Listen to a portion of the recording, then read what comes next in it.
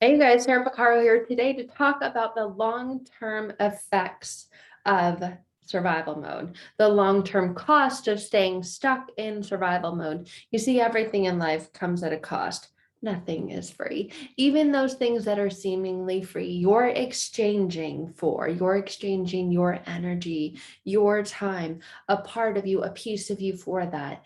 And when you're stuck in survival mode for a long time, that comes at a great, great cost. So, the long term effects and cost of staying stuck in survival mode, we're going to go over the top four of those today. These are the four that I see in the vast majority of people that come to work with me who get to that point where they will not survive anymore in survival mode. So, it's really about acknowledging and becoming aware of where you're at, not necessarily what happened to get you to that place, but realizing you're in that place.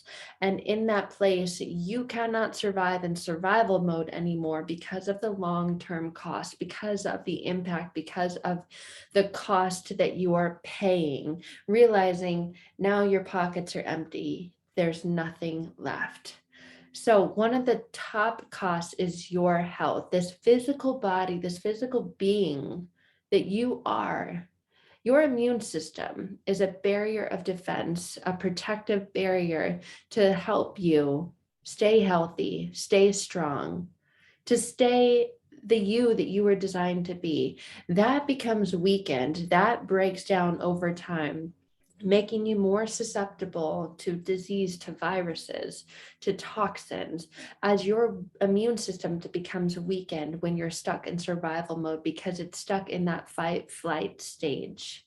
It's stuck in a fawning stage. It's stuck in that responsive reactionary state. And in that stage, in that state for too long, it becomes weakened, it becomes used, it becomes abused over time and never gets a break when you're constantly in survival mode. So, the long term costs of that, you're going to notice that your health breaks down. You're going to notice that things start happening and popping up out of nowhere, and there are no tests to explain it. There are no tests to show it. You may go and get those and they show normal, and the doctor says, just take it easy. It's probably stress. You notice the inflammation, you notice arthritis in your body and in your joints. You notice your thyroid starts to get off, your hormones are all wacky. That's a long-term cost of being stuck in survival mode for far too long because of whatever it was you went through in your past is now created and impacting and affecting your present. Long term cost of being stuck in survival mode is relationships. All relationships, particularly the one with yourself, becomes stressed, becomes strained. You create this internal negative toxic dialogue. You begin to speak to yourself as abusers would speak to you. You begin to abuse yourself with your thoughts, your words. You begin to beat yourself up and talk yourself down. The relationship you have with yourself is stressed, is strained, and that is impact and shown in the relationships that you have with other people. The relationships you have with close friends, with close family become weakened, become strained, become stressed. Arguments, frustrations, disconnections begin to show up and play out when you're stuck in survival mode internally. Another long term cost is your ability or inability to stay focused, to concentrate, to stay and be present in this moment. You'll notice brain fog, feeling like a ping pong, like you're stuck inside this ping pong machine, and your brain is the ball that just keeps getting shot from here to here to here to here. And that impacts all of the other things as well, your immune system, your relationships, your job, everything. The inability to stay focused and concentrate. That is one of the long term costs of being stuck in survival mode. You find that you can't even think about anything for longer than maybe 3 seconds before you're going, wait, what was I doing?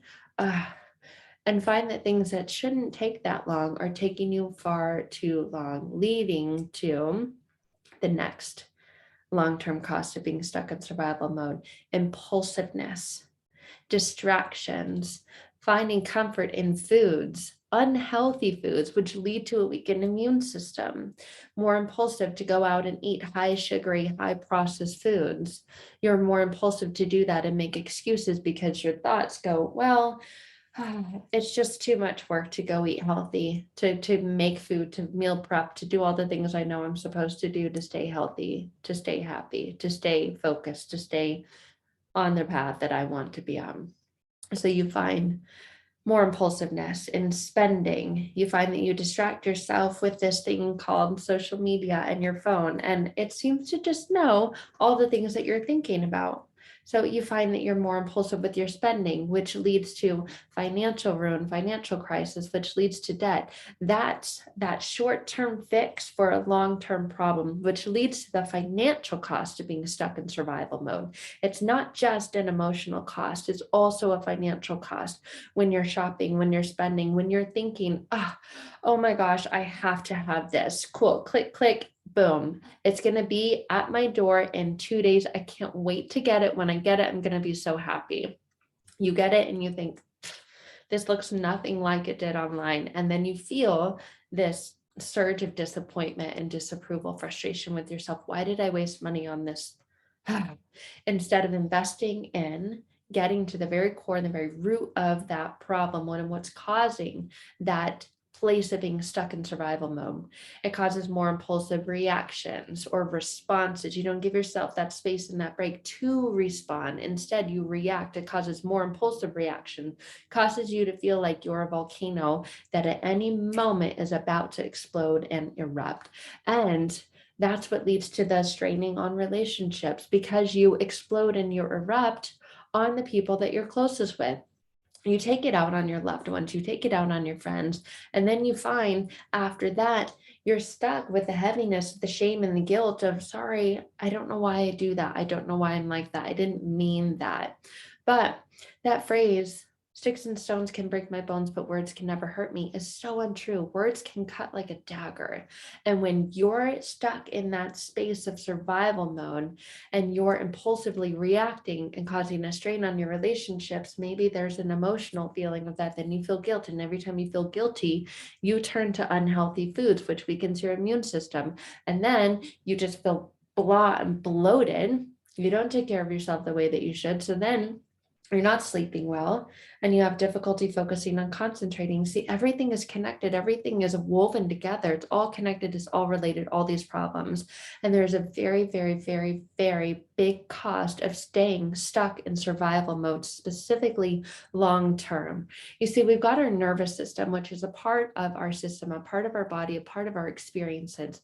And that nervous system is designed to protect you, to keep you safe, and to respond. But it's designed to do that short term, intermittently, only when you need it. It's not designed to be turned on and stay on. It's designed to be turned on, use it when you need it, turn off when that threat is no longer a threat. But the problem is when you're stuck in long-term survival mode, it gets turned on and it stays on. So it doesn't get the opportunity to calm down, to shut down, to turn off. So that completely impacts your parasympathetic state, aka your rest and digest state. So your whole balance, your whole flow, your whole equilibrium is off, because internally your body's reacting as if that danger is still there, as if that threat is still out there. So the issue with survival mode is that it's a medium to long-term experience. It's not designed to be, it's not meant to be. So even months of being slightly on edge, on high alert, can invoke these things within you. So this happens when you're going about your day to day, and even it can be happening from the trigger of a thought, of a scent, of a person, of a car, a vehicle. Maybe it's someone that you've been in an unhealthy relationship with now, and every time you see a red car drive by, you react like this, and you're stuck in that survival mode, perceiving that that threat is coming after you and attacking you. So it really, really takes getting to the core and the root of this, not just the surface level stuff, not just going to someone and saying, hey, I'm having a really difficult time sleeping, and having them say, well, here you go, here's something to take. This should help you sleep.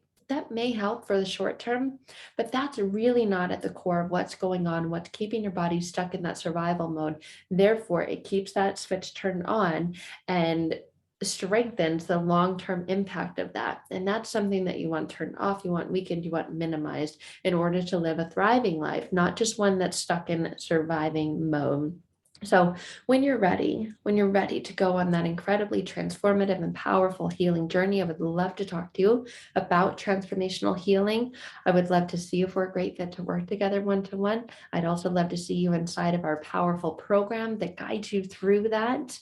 It's called Transforming Past Pain to Present Power. You can find information to all of that and links to all of that in the description in the video below.